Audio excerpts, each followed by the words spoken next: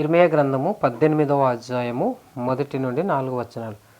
యెహోవా యొద్ద నుండి ఇర్మీయాకు ప్రత్యక్షమైన వాక్కు, నీవు లేచి కుమ్మరి ఇంటికి పొమ్ము, అక్కడ నా మాటలు నీకు తెలియజేతును. నేను కుమ్మరి ఇంటికి వెళ్ళగా వాడు తన సారె మీద పని చేయుచుండెను.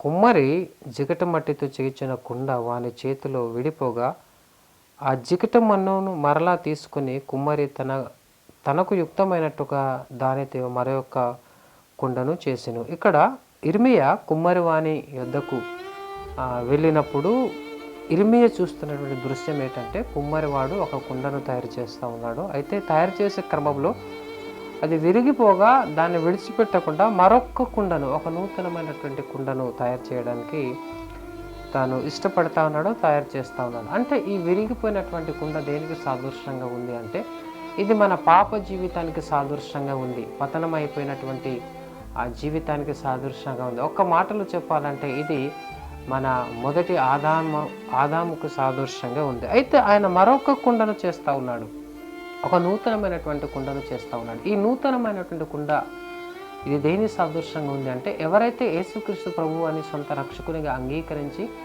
హృదయమందు విశ్వాసం ఉంచుతారో వారిలో పరిశుద్ధాత్మ దేవుడు ఒక నూతనమైనటువంటి జీవితాన్ని కలిగిస్తాడు. నూతనమైనటువంటి హృదయముగా ఆయన మారుస్తాడు. ఈ నూతనమైనటువంటి జీవితంలో మన ఇష్టానికి స్థానం ఉండదు, మన కోరికలకు స్థానం ఉండదు. ఈ శరీరానుసారమైనది కాదు, అది పరిశుద్ధమైనది, దేవుని చేత అది తయారు చేయబడింది, దేవుని రక్తం చేత కడగబడింది కనుక ఆ నూతనమైన కుండలో బహుశా మన ఇష్టాలకు స్థానం అనేది ఉండదు. అది దేవునికి ఇష్టముగా, దేవుని చిత్తానుసారంగా మాత్రమే ఆ కుండను తయారు చేస్తాడు. ఇది మన హృదయ ఒక స్థితి. దేవుడు మనలను ఒక నూతనమైనటువంటి వ్యక్తులుగా ఆయన మార్చగలడు.